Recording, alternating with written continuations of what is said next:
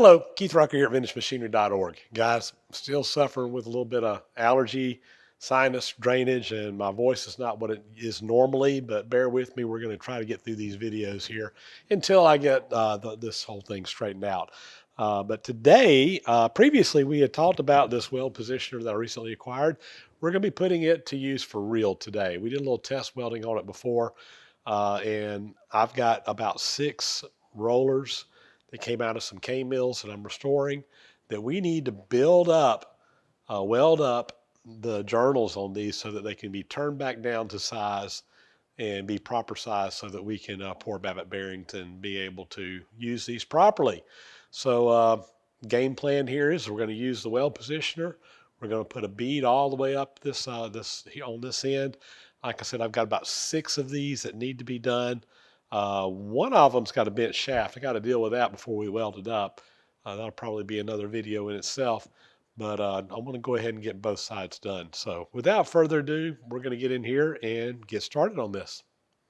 So if you missed the video where I talked about this weld positioner, just real quickly, let you kind of know what it does. This thing has the ability to basically you put something in here and it's going to rotate it around so that you can weld on it and you're not having to fool around with that part. In the past, when I've done these, I've had some rollers that I've put them on. I've done some different things. Sometimes just roll them around the bench, do a little stretch, do a little stretch. This is the ideal way of doing it. And this is hopefully going to make this much easier. Now, this particular one has a thing that will hold your torch, and basically, if you notice, I can move it up and down. So I can make a round and then move it up, make a round. It keeps my torch running at, or my welding head here running at a constant, in a constant position, so it stays, everything stays nice. And we just basically make different beads and work our way up until we get it welded up. Now, I don't have a lot of experience with this thing yet. I'm still kind of learning it. I will probably be fine-tuning my settings and some other things as I go through here. Hopefully, by the time we do all 6 rollers, there'll be 12 journals altogether to get welded up. We'll have a lot more experience and be a little more, see our welds improve during that time. So let's get in here and see what we can do. So, as luck would have it, I lost my audio on a couple of clips here, so we're going to do a little voiceover. Hopefully, it's just a couple of clips that we'll have to do this on, but talking about what's going on here. So, we've got our thing going here. We're making our first round on here. You can see we're just laying a nice bead in there, and this works out really nice. We got a nice constant rotation of the shaft. After that first one, I moved my head up there just a little bit, and we just make another pass. Now, we'll note that what I'm doing here is I've got the torch kind of angled at about a 45-degree angle. I know it looks a little steeper than that in this clip here, but it has to do with the angle you're looking at. But I'm aiming it literally right there in that corner from the bead beneath it into the root material. So I'm about covering, really kind of melting into both of those 2 surfaces simultaneously and putting another layer on there. And this literally at this point, just rinse and repeat. You just make a round, you move your head up there just a little bit, your welder heading up just a little bit, and you make another round. You go around until it just comes together, and you stop and let it just kind of all weld in there together. The whole idea here is we're just trying to put some metal back on the shaft so we can turn it down in the lathe and get it nice and smooth. We're up toward the top here now. You can see the it's getting a little bit hot. Probably should have let it cool down a little bit, but it was welding pretty nice. I just kept on rolling, and I think I'm going to put one more bead on this past this one. I'm not going to show it, but we're just about through the top, and it really went pretty well. Well, guys, brand new weld positioner. I welded up 1 roller with it. I was getting ready to do my 2nd roller. And I went over here to switch it on, and it kind of flickered and then just kind of went out. Yeah. So fortunately, I know a little bit about electricity, electronics. I was able to come in here, I disconnected my power, took a meter, and found out pretty quickly that this switch is a single pole, double throw, I think is what you call it. There's basically you got 1 switch, but you got 2 sets of contactors on it. Well, one side of these, whenever you turn it on, you have continuity across those. Um, I'll show you here. Let's see, here we go. So, that turns it on. When you go the other way, there's no power through there. You heard that beep. Well, I can come over here on one side. The switch is off. I turn it on. I got continuity. On the other side, nothing. So the switch is bad. It lasted all of about an hour. Fortunately, I have over in a drawer a switch that I can replace this with. And fortunately, I know enough about electricity and electronics that I was able to come in here and repair this. It's not a major deal, but it is kind of a major deal because this is a brand new machine. I shouldn't be having to replace a switch in it this quick after. So let me pull that one out. Hopefully nothing else in there is messed up. There's the culprit. Pulled him out. It won't even switch anymore. It's just a screwed up, cheap switch. Hopefully the one that's in there now will work better. It actually snaps when you turn it on. It's working. So there goes my weld positioner. So hopefully that'll fix the problem. Shouldn't have had to do that. Fortunately, again, I had to know how to troubleshoot it. I had a switch laying around here.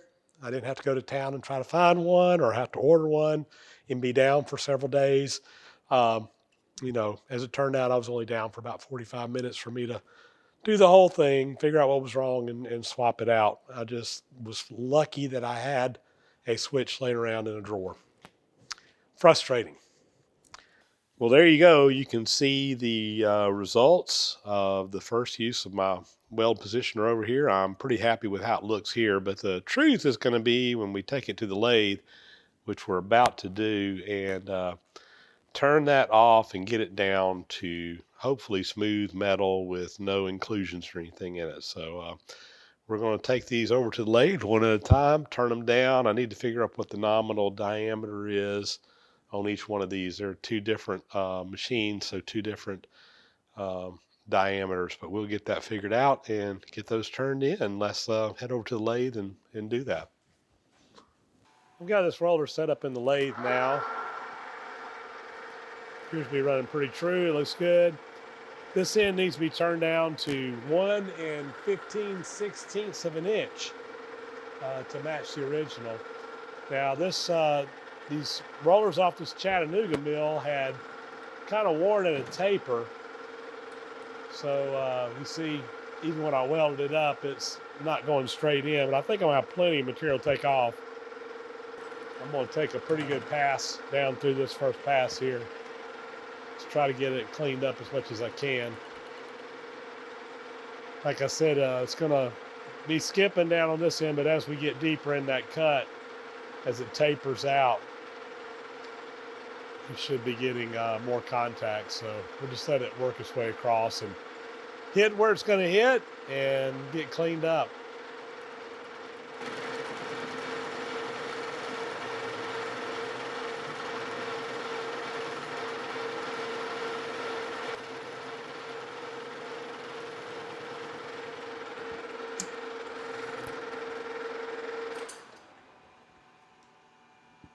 I am going to go ahead and just get a rough measurement on this and put it in my digital readout where I can kind of see about where I'm at. We're about 2 inches, 120 thousandths. 2.120, enter. I'm going to 1.9375.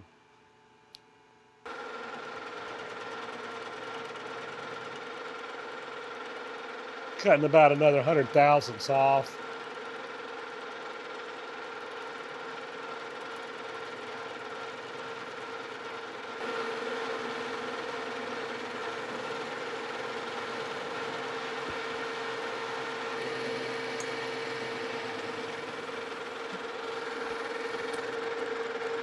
So I can tell that,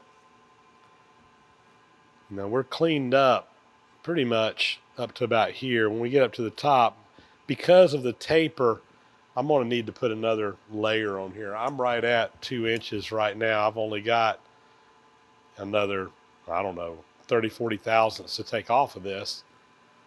And that's clearly not going to clean up. So I'm going to go ahead and take this one out, and we will have to see about building up some more on the top. No big deal. We'll get that knocked out and bring it back over here. Let me get a different roller, and we'll try that one out. This is one of the rollers off of one of the Golden's cane mills. This is a little bit larger mill, and this shaft needs to be 2 inches, 2 3/16 of an inch, so 2.1875 is what we're going after. So we're going to do the same thing. Running pretty true, looks good. I'm just going to kind of touch off on what looks like a high spot in there, and we'll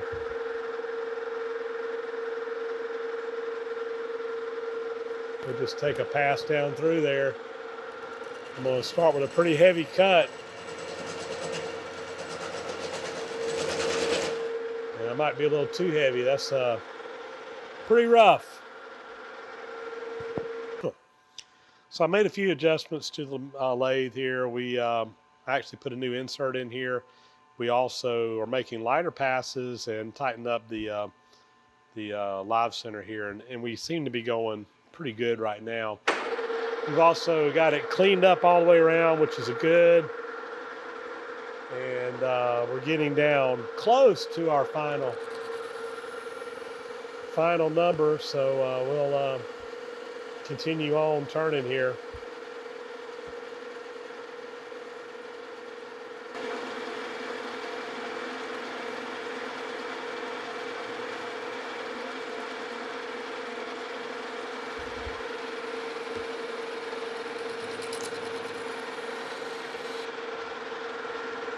All right, I'm just dialing into the final number here.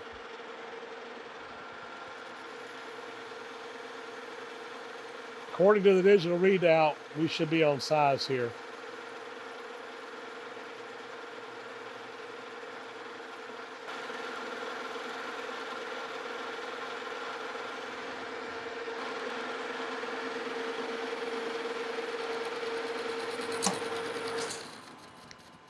I'm going to stop. I'm going to get a measurement. I don't want to drag that tool back across that until I verify my measurement.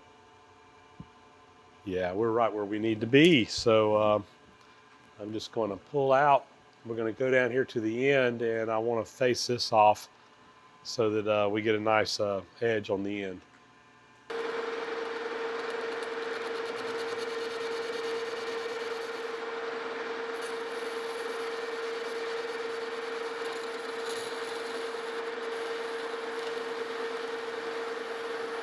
Go ahead and break that corner as well.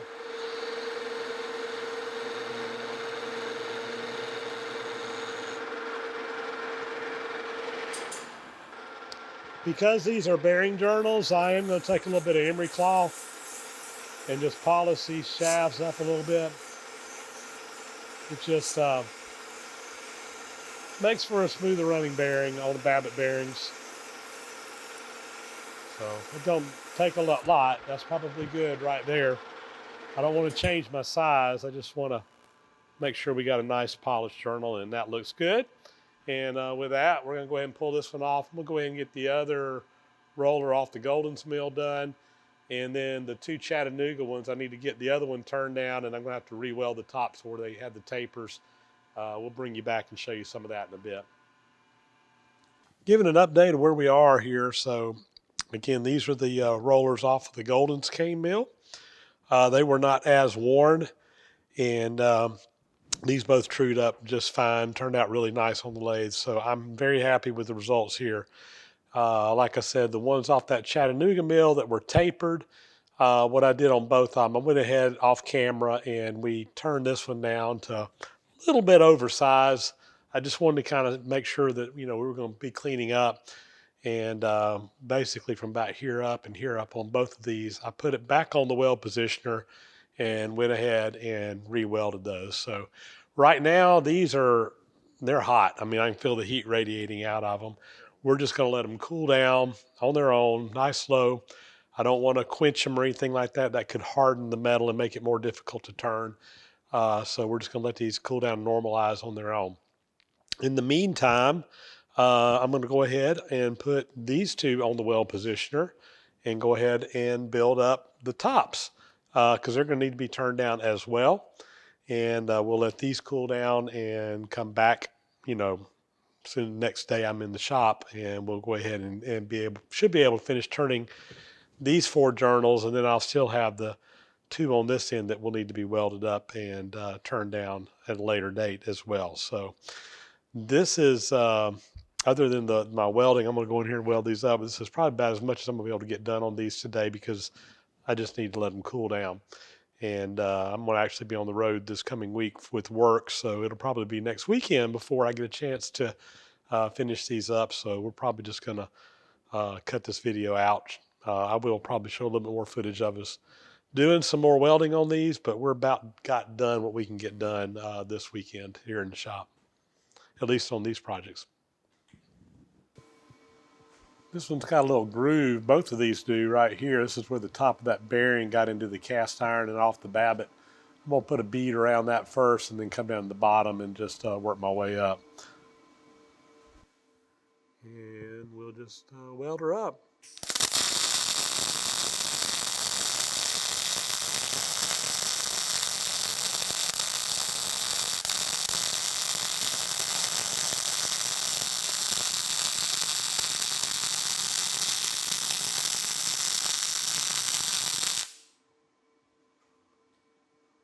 All right, I'm going to go down to the bottom now.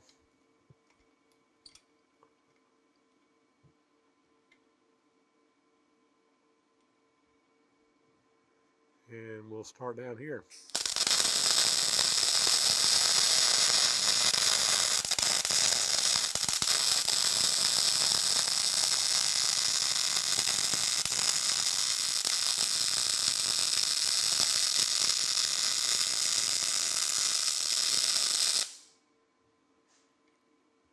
Go up and just work my way to the top.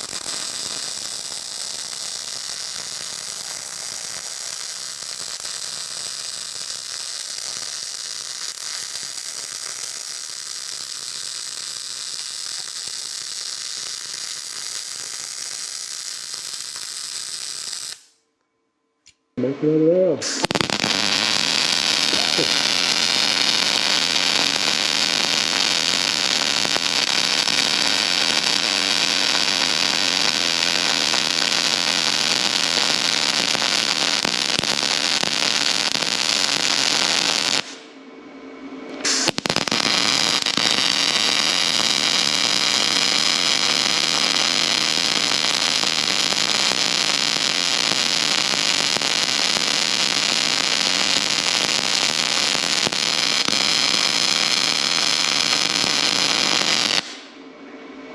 Well, nothing to do now except let these things cool down, but we've got some more welding done, and I think all those will clean up fine once we get to a point where we can put them over on the lathe and turn them down. So making progress. Like I said, once I get those 4 done, still got to flip these around and weld up the backside there and turn those down, but we are making good progress towards that goal. Well, guys, I think that's going to be a stopping point on this video. Again, we got to wait for the stuff to cool down, and I'm going to be out of town for a little while, so we'll finish this up when I'm back in the shop. In the meantime, if it was a cold day, I'd be warm standing right here because that is hot as a firecracker, but it will cool down nicely over time. Impressions on the Vevor weld positioner after putting, a little bit of use into it. Overall, I still am happy with it. It seems to be performing well. I'm getting the hang of it, kind of learning how to use it as I go through a lot of trial and error because, again, the manual on this thing wasn't much of a manual. It doesn't really give you a whole lot to go off of. So I'm just kind of figuring it out as I go, but happy with the results. We did have the switch go bad in here. Very disappointing for it to fail so quickly after purchasing it. Makes me concerned as to how long the electronics are going to hold up on this, but for the time being, after making a quick swap of the switch. I'm just glad that I was able to do that, or I had the ability to do that. I'd have been really, really disappointed had I bought this system and the switch went out so quickly and I didn't know how to fix it, or didn't want to take the initiative to fix it and having to ship it back and get it swapped out. That'd have been very frustrating. And as it turned out, it cost me about 45 minutes, an hour a time, and really didn't cost me any money because I had the switch laying around already, and that switch is probably 25 years old, which means it was probably made good. It'll probably last longer than the rest of this thing will. Just a guess. Anyway, I digress. Guys, with that, we're going to sign off. As always, thank you so much for watching. Please subscribe to the channel if you haven't already. Those thumbs up and comments are always greatly appreciated. Hit that bell icon up there to get notifications when new videos are posted. And as always, a big, huge thank you to my supporters of the site out there who support through Patreon, PayPal, etc. Again, could not do everything we do out here without you guys.